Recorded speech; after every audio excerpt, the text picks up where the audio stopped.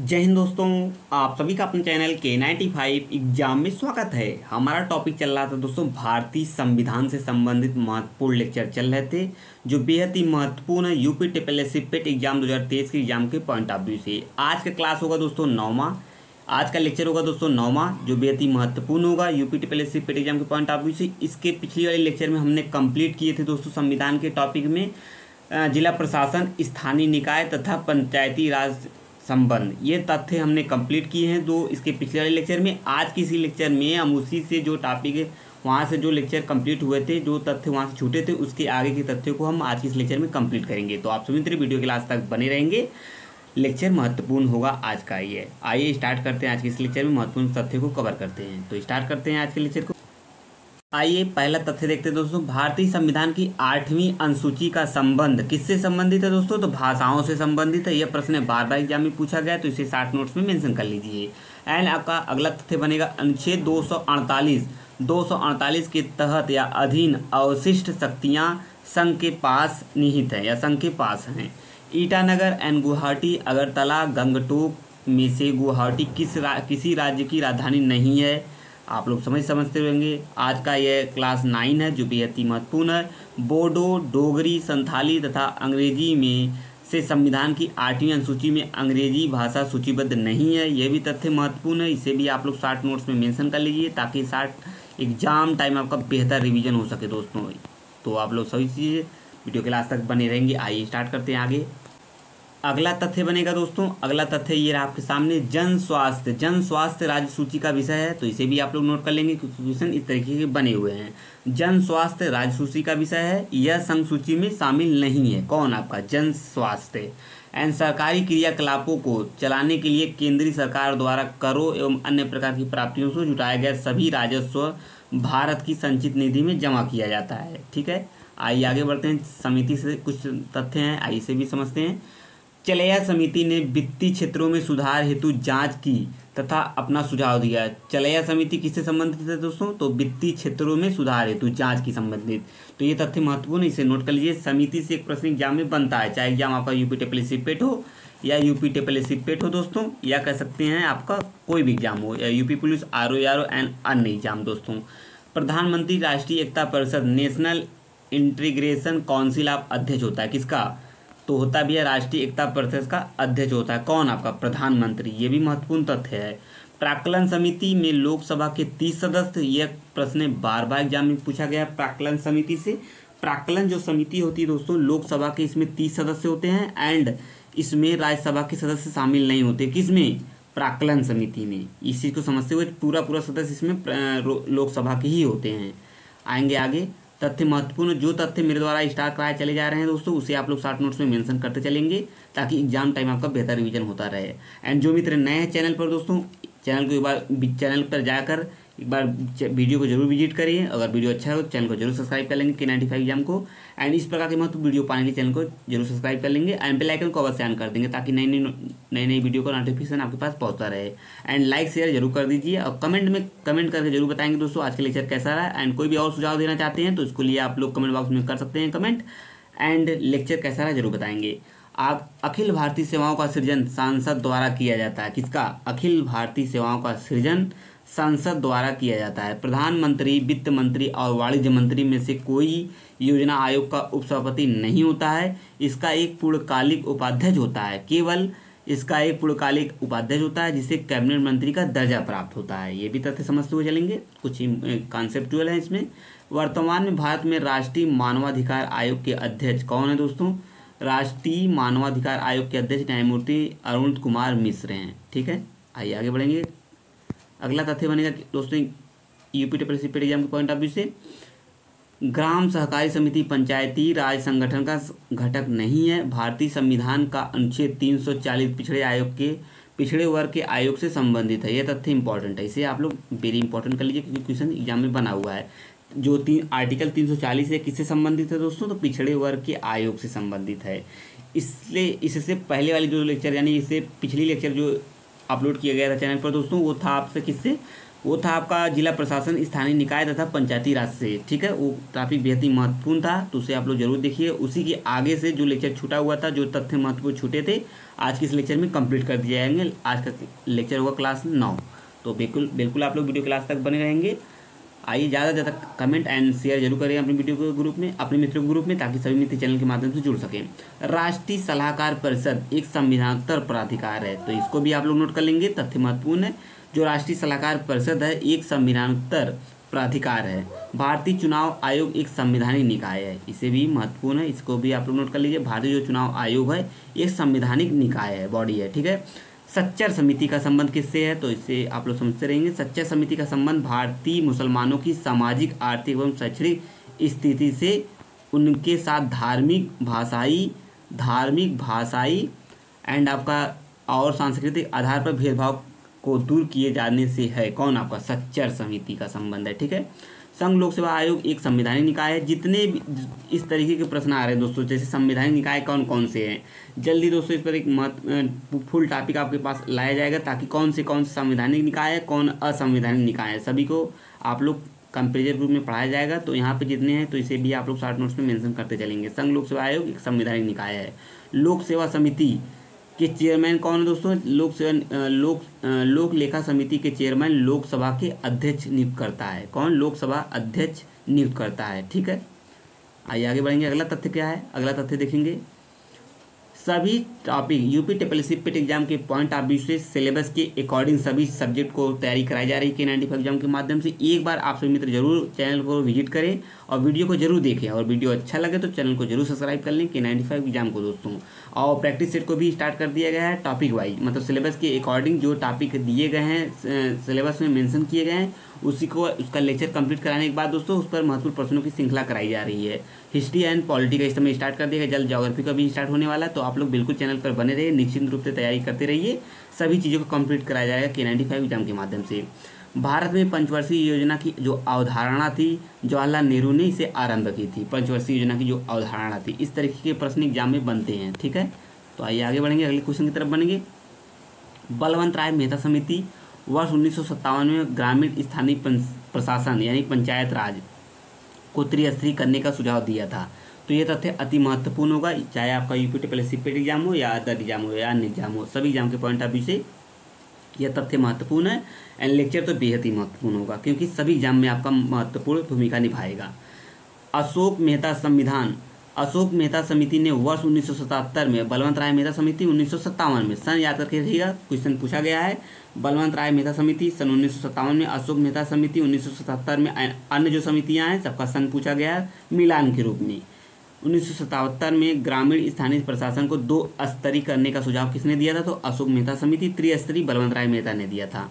आइए आगे बढ़ेंगे, अगले तथ्य की तरफ मूव करेंगे दोस्तों। अगला तथ्य क्या है उसे भी हम समझते हुए चलेंगे। ठीक है दोस्तों, अगला तथ्य बनेगा एग्जाम के पॉइंट ऑफ व्यू से दोस्तों, सरकारीय समिति केंद्र राज्य संबंधों के, तो इसको आप लोग बिल्कुल स्टार कर लेंगे, तथ्य महत्वपूर्ण एंड इस तथ्य को वेरी वेरी इंपॉर्टेंट कर लीजिए। क्यों? सरकारीय समिति केंद्र और राज्यों के मध्य विवादों का सुलझाने के लिए स्थापित की गई थी। सरकारीय समिति मतलब सेंट्रल एंड आपका स्टेट के बीच जो मध्य विवाद होते हैं उसको सुलझाने के लिए सरकारीय समिति की स्थापना हुई थी। ये ऐसी समझते हुए चलेंगे। आइए आगे बढ़ेंगे, अगला तथ्य क्या है उसे भी समझते हुए चलेंगे दोस्तों। अगला तथ्य बनेगा दोस्तों ये आपके भारत के राष्ट्रीय चिन्ह से जो भी महत्वपूर्ण फैक्ट हैं उसे आइए नोट कर लेते हैं, कवर कर लेते हैं, ताकि एग्जाम टाइम आपका बेहतर रिवीजन हो सके। आइए समझते हैं। भारतीय जो झंडा संहिता में उल्लेख है कि राष्ट्रीय झंडे के रंगों और उसके मध्य में चक्र के महत्व का यथेष्ट वर्णन डॉक्टर राधाकृष्णन द्वारा संविधान सभा में किया गया था। किसमें किया गया था? किसके द्वारा? तो ये किया गया था डॉक्टर राधाकृष्णन द्वारा संविधान सभा में किया गया था। किसमें? संविधान सभा में। इस संविधान सभा ने सर्वसम्मति से राष्ट्रीय झंडे को स्वीकार कर लिया था, यानी किया था। ये तथ्य हो गए, इसको आप लोग नोट करते हुए चलेंगे, और जो भी तथ्य महत्वपूर्ण उसे हम इसके माध्यम से कवर करते चलेंगे। एंड आपका अगला तथ्य बनेगा, अगला है डॉक्टर एस राधाकृष्णन ने स्पष्ट किया है कि भगवा या केसरिया रंग, जो उस झंडे में जो रंग है दोस्तों ऊपर वाला भगवा या केसरिया रंग त्याग या निस्वार्थ भावना का प्रतीक है। किसका? त्याग या निस्वार्थ भावना का प्रतीक है आपका केसरिया रंग।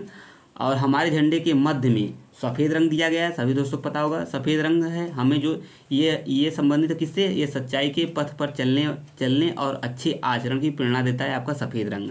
एंड लास्ट का जो रंग है तीसरा नीचे वाला हरा रंग मिट्टी और वनस्पति के साथ हमारे संबंधों को उजागर करता है, जिन पर सभी प्राणियों का जीवन आश्रित है। ये आपका तीसरा रंग यानी हरी जो हरा वाला है जो रंग दिया है हरियाली से संबंधित है, तो इसका ये चक्र हो गया। ठीक है, और अगला होगा सफ़ेद रंग के मध्य में, सफ़ेद रंग के मध्य में दोस्तों अशोक चक्र धर्म के राज का प्रतीक है। आपका सफ़ेद रंग के मध्य में जो अशोक चक्र दिया गया है, और चक्र प्रगति का प्रतीक भी है, जड़ता प्राणहीनता का प्रतीक भी है, चक्र शांतिपूर्ण परिवर्तन की गतिशीलता का भी प्रतीक है। ये तथ्य महत्वपूर्ण है, इसे एज ए नोट कर लेंगे, यहाँ से तथ्य बने हुए हैं। ठीक है, तो इसे आप लोग बिल्कुल मिस नहीं करेंगे। एंड अगला तथ्य बनेगा भारत का राष्ट्रीय ध्वज जो तिरंगा है 3 रंगों की पट्टी में विभाजित आयताकार है। तो इसे आप लोग नोट कर लेंगे कैसा है, भारत का जो राष्ट्रीय ध्वज तिरंगा है 3 रंगों की पट्टी में विभाजित है जो आयताकार है। ठीक है, आयताकार कैसा है, आयताकार है। ध्वज की लंबाई और चौड़ाई कितनी दोस्तों, तो 2:3 है, सॉरी 3:2 है। इस तथ्य को आप लोग नोट कर लेंगे एज ए दोस्तों 3:2, 3:2 ध्वज की लंबाई चौड़ाई का अनुपात है। सबसे ऊपरी पट्टी गहरे केसरिया रंग की है जिसे साहस का प्रदर्शन दिखाया गया है, जो केसरी रंग साहस का प्रदर्शन है। बीच में सफ़ेद है यानी श्वेत, ये शांति और सच्चाई का प्रदर्शन करता है। और सबसे नीचे हरी पट्टी जो उर्वरता और समृद्धि का प्रदर्शन करता है। लो भाई पुनः एक बार चीज़ों को समझते हुए चलेंगे जो कि बेहद ही महत्वपूर्ण है। सभी तथ्यों को आप नोट करते हुए चलेंगे। झंडे से प्रश्न बने हुए हैं, एग्जाम आपका चाहे कोई भी हो, ईगोटिपलेसी हो, खासकर वनडे एग्जाम के पॉइंट ऑफ व्यू से महत्वपूर्ण तथ्य है। और कभी कभी एग्जाम में तो इस तरीके के प्रश्न बनते हैं, तो बिल्कुल झंडे से जो भी महत्वपूर्ण तथ्य है एग्जाम के लिए महत्वपूर्ण होगा, तो आप लोग बने रहेंगे। और जो तथ्य स्टार कराए चले जा रहे हैं उसे आप लोग नोट करते हुए चलेंगे। ध्वज के बीच पट्टी में एक नीला चक्र है जिसमें 24 तीलियाँ हैं। कितनी तीलियाँ हैं, 24 तीलियाँ। सभी दोस्तों पता होगा जिसका प्रारूप सारनाथ में अशोक के सिंह स्तंभ पर बने चक्र से लिया गया है। कौन, आपका सारनाथ से जो 24 तीलियां हैं दोस्तों जिसका प्रारूप सारनाथ के अशोक सिंह स्तंभ पर बने चक्र से लिया गया है। यह न्याय का प्रतीक है, जो तीलियां हैं न्याय का प्रतीक है। पिंगली वेंकैया द्वारा इसको स्टार कर लेंगे।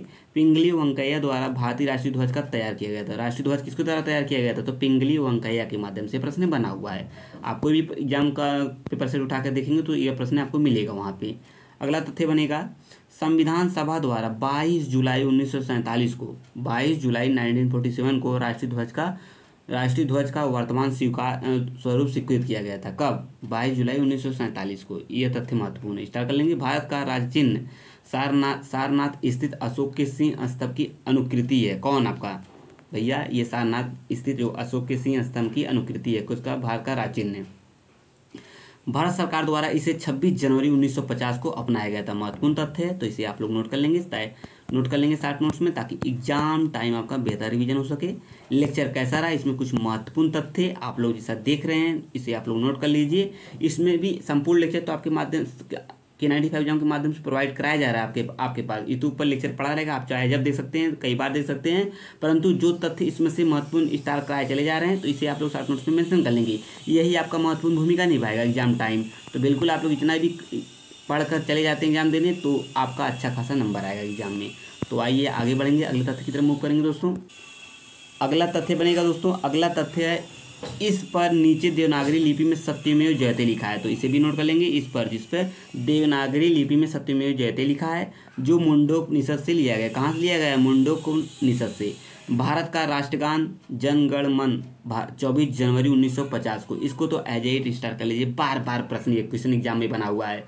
1950 को संविधान सभा द्वारा आधिकारिक रूप से अंगीकृत कर लिया गया था। इसके गायन की अवधि कितना है, मतलब इसे गाने में कितना समय लगता है, तो 52 सेकंड में जनगण मनगण समाप्त हो जाता है। ये चीज़ समझते चलेंगे। एंड 27 दिसंबर 1911 को भारतीय राष्ट्रीय कांग्रेस के कलकत्ता अधिवेशन में पहली बार इसे गाया गया था। किसे, जनगण मनगण को कब गाया गया था, 27 दिसंबर 1911 को भारतीय राष्ट्रीय कांग्रेस की कलकत्ता अधिवेशन में पहली बार गाया गया था जनगण मनगण, जो 52 सेकंड में समाप्त हो जाता है। महत्वपूर्ण तथ्य इसे स्टार करते चलेंगे।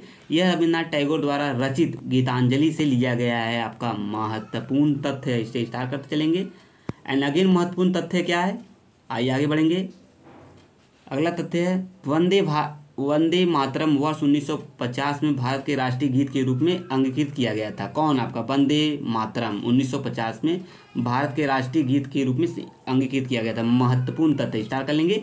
राष्ट्रीय गीत वंदे मातरम बंकिम चंद्र चटर्जी द्वारा लिखित उपन्यास आनंद मठ से लिया गया, जो बेहद ही महत्वपूर्ण तथ्य होगा, इसको भी आप लोग नोट करते चलेंगे। देखिए दोस्तों, क्यों महत्वपूर्ण है, जरूरी नहीं है हम यूपी ट्रिपल एस, ये जो लेक्चर है यूपी ट्रिपल एस पेट के लिए ही प्रतिबद्ध है, परंतु यह लेक्चर सभी एग्जाम के पॉइंट ऑफ व्यू से महत्वपूर्ण भूमिका निभाएगा। इसके अकॉर्डिंग सभी चीज़ें महत्वपूर्ण बताई जा रही है मेरे द्वारा। इस चीज़ को समझते हुए आप लोग शॉर्ट नोट्स में इसे मेंशन करते चलेंगे और वीडियो को ज़्यादा से ज़्यादा लाइक शेयर करते रहेंगे अपने मित्र ग्रुप में, ताकि सभी मित्र इस चैनल के माध्यम से बने रहेंगे, जुड़े रहेंगे। एंड वीडियो को चैनल को जरूर सब्सक्राइब कर लेंगे K95 एग्जाम को। दोस्तों सभी चीज़ें तैयारी कराई जा रही है, आप लोग निश्चिंत होकर इस चैनल पर बने रहेंगे, तैयारी करते रहेंगे। आनंद मठ से लिया गया है, जो 1896 ईस्वी में भारतीय राष्ट्रीय कांग्रेस के अधिवेशन में पहली बार गाया गया था। कब गाया गया था, इसे भी आप लोग नोट करते हुए चलेंगे। 1896 में भारतीय राष्ट्रीय कांग्रेस के अधिवेशन में पहली बार गाया गया था। और जनगण मनगढ़ आपका कलकत्ता अधिवेशन में कांग्रेस के कलकत्ता अधिवेशन में गाया गया था 1911 में। तथ्य महत्वपूर्ण है, सभी चीज़ों को नोट करते हुए चलेंगे, क्योंकि प्रश्न यहाँ से बार बार बने हैं, चाहे एग्जाम आपका कोई भी हो।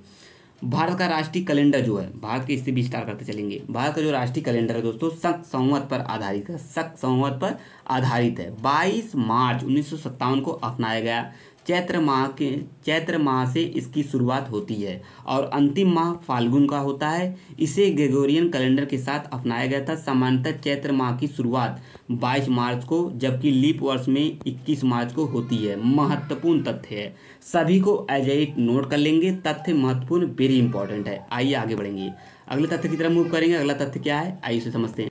अगला तथ्य क्या बनेगा दोस्तों, अगला तथ्य है आपका गंगा की डॉल्फिन। गंगा की डॉल्फिन वैज्ञानिक नाम इसका है प्लेटिना निस्ता गैंगेटिका।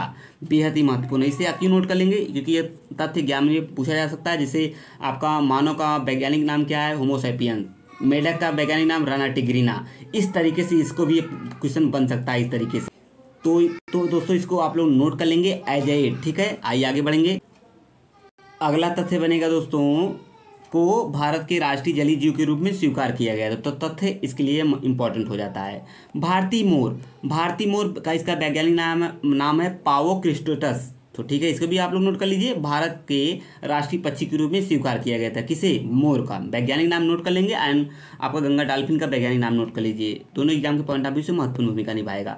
अगला तथ्य बनेगा, आइए देखते हैं इसे भी। आप सभी मित्र वीडियो के लास्ट तक बने रहेंगे, बीच में वीडियो को स्किप ना करें। और सभी तथ्य महत्वपूर्ण है, जैसा कि आप लोग देख रहे हैं कितना महत्वपूर्ण है, मुझे कहने की कोई आवश्यकता नहीं है। वीडियो के लास्ट तक आप लोग बने रहेंगे, वीडियो को फुल वॉच करेंगे। वर्ष 2008 में भारत सरकार द्वारा गंगा नदी को राष्ट्रीय नदी घोषित किया गया था। यह तथ्य बेहद ही महत्वपूर्ण है। गंगा नदी को कब राष्ट्रीय नदी घोषित किया गया था दोस्तों, 2008 में। सभी एग्जामों में यह प्रश्न बना हुआ है, चाहे वो आपका वनडे एग्जाम हो या चाहे अन्य एग्जाम हो, सभी एग्जाम के पॉइंट ऑफ व्यू से महत्वपूर्ण है। भारत सरकार द्वारा स्वाधीनता दिवस 15 अगस्त, गणतंत्र दिवस 26 जनवरी को मनाया जाता है, गांधी जयंती 2 अक्टूबर को मनाया जाता है और को राष्ट्रीय दिवस के रूप में घोषित किया गया। इन तीनों को राष्ट्रीय दिवस के रूप में घोषित किया गया, स्वाधीनता दिवस एंड गणतंत्र दिवस, गांधी जयंती। ध्यातव्य है कि दोस्तों कमल को राष्ट्रीय पुष्प, आम को राष्ट्रीय फल, बरगद को राष्ट्रीय वृक्ष के रूप में मान्यता प्राप्त है। केंद्र सरकार द्वारा राज्यसभा में दिए गए जो उत्तर के अनुसार इस संदर्भ में कोई अधिसूचना जारी नहीं की गई है। यह तथ्य महत्वपूर्ण है। इस तरीके के तथ्यों को आप लोग नोट करते हुए चलेंगे, सभी महत्वपूर्ण है। अगला तथ्य बनेगा दोस्तों, हमारे संविधान में स्वतंत्रता, समानता और बंधुत्व, जिसे इंग्लिश में कहते हैं लिबर्टी, इक्वलिटी, फ्रैटर्निटी के सिद्धांत को फ्रांस के संविधान से लिया गया। तो इसको आप लोग एज इट नोट कर लेंगे। क्यों, क्योंकि दोस्तों इस तरीके के प्रश्न बने हुए हैं। हमारे संविधान में स्वतंत्रता हुआ, समानता हुआ, बंधुत्व हुआ। एक बार पुनः देख लेंगे, लिबर्टी, इक्वलिटी, फ्रैटर्निटी को फ्रांस के संविधान से लिया गया है। मानवीय अधिकारों की प्रतिष्ठा के लिए महात्मा गांधी के पथ का अनुसरण करने वाले अफ्रीकी नेता नेल्सन मंडेला थे। ये समझते हुए चलेंगे, मानवीय अधिकारों की प्रतिष्ठा के लिए महात्मा गांधी के पथ का अनुसरण करने वाले अफ्रीकी नेता, ये कहाँ के थे, अफ्रीका के थे, यानी अफ्रीकी नेता थे नेल्सन मंडेला। यह तथ्य महत्वपूर्ण है, इसको भी आप लोग नोट कर लेंगे एज इट। अगला तथ्य बनेगा पॉलिटी का, यानी संविधान का। लोकतंत्र की सफलता के लिए सर्वाधिक महत्वपूर्ण जागरूक जनता है। यूएसए की सरकार राष्ट्रपतित्व स्वरूप की है। कहाँ की, आपका यूएसए की। केंद्रीय सचिवालय में अधिकारियों के पद क्रम का सही अनुक्रम सचिव के अतिरिक्त सचिव एंड संयुक्त सचिव, निर्देशक सचिव, उप सचिव तथा अवर सचिव हैं। ये रहे आज के दोस्तों लास्ट फैक्ट था। पॉलिटी का यानी संविधान का लेक्चर कैसा रहा जरूर बताएंगे आप लोग। देखिए वीडियो आप सभी मित्र वीडियो को जरूर देखते हैं, लेकिन वीडियो को चैनल को सब्सक्राइब नहीं करते हैं। देखिए कोई भी प्रॉब्लम हो या कोई भी क्वेश्चन हो दोस्तों, कमेंट बॉक्स में उससे जरूर करेंगे ताकि उसका समाधान किया जाएगा। आपका कोई सुझाव हो दोस्तों या कोई अन्य सब्जेक्ट को लेकर कोई सुझाव हो दोस्तों, कमेंट में उसको भी करिए, उसको भी K95 एग्जाम के माध्यम से फुलफिल किया जाएगा, ठीक है। और आज की वीडियो को ज़्यादा से ज़्यादा लाइक शेयर कर दीजिए अपने मित्र ग्रुप में, ताकि सभी मित्र चैनल के माध्यम से जुड़े रहें। और आप सभी मित्र कॉम्पिटिटिव एग्जाम की तैयारी कर रहे हैं या आपका यूपी टेपरेसी पेट एग्जाम की तैयारी कर रहे हैं, सिलेबस के अकॉर्डिंग टॉपिक वाइज सभी तैयारी कराई जा रही है और साथ ही साथ महत्वपूर्ण प्रश्नों की श्रृंखला भी कराई जा रही है, ताकि आपका एग्जाम की तैयारी बेहतर तरीके से हो सके। तो बिल्कुल चैनल को सब्सक्राइब कर लेंगे जो मित्र नए हैं चैनल पर। तो अब मिलेंगे नेक्स्ट लेक्चर में नए टॉपिक के साथ। जय हिंद, जय भारत। थैंक यू दोस्तों।